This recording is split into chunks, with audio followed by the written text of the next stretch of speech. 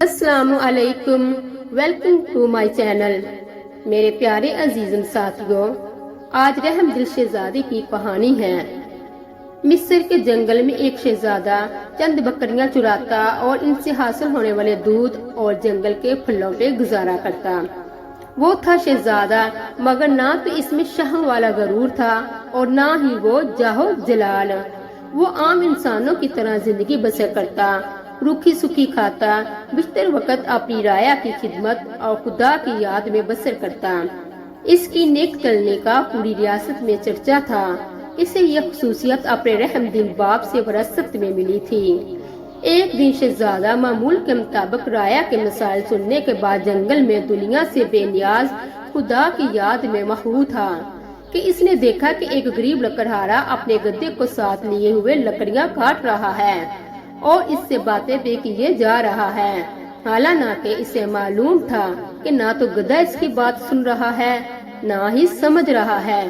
اور پھر وہ زاروں قطار رونے لگا۔ شہزادہ یہ دیکھ کر بہت حیران ہوا کہ لکڑہارا روزانہ لکڑیاں کاٹتا، گدھے سے چند باتیں کرتا اور پھر پھوٹ پھوٹ کے رونے لگتا۔ چند روز یہی معاملہ رہا۔ جب رحم دل شہزادے سے اس کا رونا دیکھا نہ گیا اور وہ یہ گتھی سلجھانے میں ناکام رہا تو بلا آخر درخت کی اوٹ سے باہر آ گیا اور لکڑہارے سے پوچھا، اے لکڑہارے، تیری اس طرح بلک بلک کر رونے کی وجہ کیا ہے؟ غریب بوڑھا ہمدرد انسان سامنے پا کر اور شدت سے رونے لگا اور سکسیکوں کے ساتھ اپنی بدبختی کی کہانی سنانے لگا۔ میرا ایک بیٹا تھا جسے خدا نے بے تحاشا دولت سے نوازا تھا۔ ہر طرح کا عیش اسے میسر تھا، مگر اس دولت کا غرور اس کے تن بدن پر اس قدر حاوی ہو چکا تھا کہ اسے اپنی دولت کے سوا کچھ دکھائی نہ دیتا تھا۔ اپنے غریب رشتے داروں کو دھکے دیتا، انہیں ذلیل و رسوا کرتا۔ پھر اس کی بربادی کا دن آ گیا اور میری دور کی ایک رشتے دار دوسری ریاست سے میرے گھر سوالی بن کر آئی۔ یہ سوچ کر کے مشکل میں اپنے ہی کام آتے ہیں۔ وہ بہت غریب تھی، اس کی بیٹی کی شادی قریب تھی مگر کوئی انتظام نہ ہو پایا تھا۔ اسے کچھ رقم کی ضرورت تھی۔ وہ اللہ کی نیک بندی تھی، بیشتر وقت عبادت میں گزارتی تھی، مگر میرا بیٹا دولت کے نشے میں اندھا ہو چکا تھا۔ اس عورت کو دھکے مار کر گھر سے نکال دیا۔ یہی وہ وقت تھا جب ہماری بربادی شروع ہوئی۔ اسی رات سرخ آندھی چلی، بجلی کڑکی اور تیز بارش ہوئی۔ میں اور میرا بیٹا اپنے نرم بستر پر میٹھی نیند سو رہے تھے اور وہ عورت پوری رات ہمارے دروازے سے لگی روتی رہی۔ شدید طوفان اور رات کے گھنے اندھیرے میں دوسری ریاست واپس جانا اس کے لیے ممکن نہ تھا اور وہ ضعیف عورت پوری رات اس طوفان کا مقابلہ کرتی رہی اور میرے بیٹے کو رحم نہ آیا۔ صبح جب میری آنکھ کھلی تو مجھ پہ قیامت ٹوٹ پڑی۔ میرا بیٹا گدی کی صورت اختیار کر چکا تھا۔ گھر کا سارا سامان آسمانی بجلی گرنے سے جل کر خاک ہو چکا تھا۔ سب کچھ برباد ہو گیا تھا۔ اس سب میں میرا قصور یہ ہے کہ میں نے اپنے بیٹے کو غرور و تکبر کرنے سے نہ روکا، برائی کی طرف بڑھتا ہوا کا کوئی قدم نہ روکا، اور اب یہ عالم ہے کہ میں جنگل سے لکڑیاں کاٹتا ہوں اور اپنے ہی بیٹے پہ لاد کر بیچنے لے جاتا ہوں اور اسی سے ہم باپ بیٹے کا گزارا چلتا ہے۔ یہ سن کر شہزادے کی آنکھیں نم ہو گئی اور وہ لکڑہارے سے مخاطب ہوا، اے ضعیف انسان، تو نے بہت ظلم کیا۔ بے شک برائی پر خاموش رہنا اور اس سے نہ روکنا اس کا ساتھ دینے کے مترادف ہے۔ تو نے اپنے بیٹے کو برائی سے نہ روکا۔ مجھے تیری حالت پر افسوس ہے۔ اب میں اپنی اس غریب رشتے دار کی تلاش میں مارا مارا پھرتا ہوں۔ اس کی تلاش مجھے رلاتی ہے، شاید وہ میری امداد کر سکے۔ وہ مجھے مل جائے، میں اس سے معافی مانگوں گا، شاید میرے گناہوں کا ازالہ ہو سکے، مگر افسوس وہ مجھے کہیں نہیں ملتی۔ یہ کہہ کر لکڑہارا رونے لگا۔ شہزادے نے اس کے آنسو پونچھتے ہوئے کہا، تو اپنے گناہوں کی معافی اللہ سے مانگا، وہ بہت رحیم ہے۔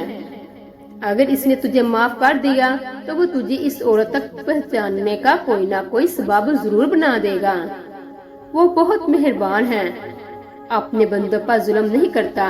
بوڑھا لکڑہارا اسی وقت سجدے میں گر کر بلک بلک کر اپنے گناہوں کی معافی مانگنے لگا۔ अचानक से किसी घोड़े की टापों की आवाज सुनाई देने लगी। एक खूबसूरत शहजादी सफेद रंग के हसीन को घोड़े पर सवार थी। करीब आकर शहजादे से मुखातिब हुई, ऐ शहजादे, आखिर ये क्या माजरा है? शहजादे ने बूढ़े की राम कहानी शहजादी को सुना दी। शहजादी की आंखों में आंसू जारी हो गए और वो घोड़े से उतरी और लकड़हारे से कहने लगी, मैं ही वो लड़की हूँ जिसकी माँ तेरे दर पर सवाली बनकर आती थी, मगर ऐ बदबख्त, तेरे मगरूर बेटे ने इस नेक औरत की जिंदगी ही छीन ली। सारी रात तेरे दरवाजे पर तेज बारिश में तूफान का मुकाबला करती रही कि शायद तुझे रहम आ जाए। भला आखिर तेज बारिश की ठंडी बूंदों को वो बूढ़ी जान बर्दाश्त न कर सकी और दुनिया से चली गई। जब सुबह हुई तो रहमदिल बादशाह मामूल की गश्त पर था। इसका वहां से गुजर हुआ। वो मेरी माँ को जब घर लाया तो माँ की लाश देखकर मेरे पैरों तले से जमीन ही निकल गई। अब मेरा सहारा कोई ना था। बादशाह ये सब देखकर बहुत परेशान हुआ।